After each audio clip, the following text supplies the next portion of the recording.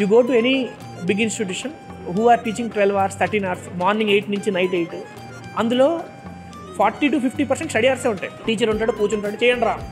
Only hardly 5 to 6% members who are very much interested వాళ్ళు చేస్తారు. మిగిలినంత time pass, ఏంద్రా మనం వెళ్దామా, మూవీకి వెళ్దామా, ఇవే డిస్కషన్లు ఉంటాయి అక్కడ. ఇంటికి వచ్చేటప్పటికి నాన్న ఫుల్ చదివేశాను ఈరోజు, బా ఇంత అబ్బాబా బాగా చదివావా, పడుకో నాన్న అంటారు.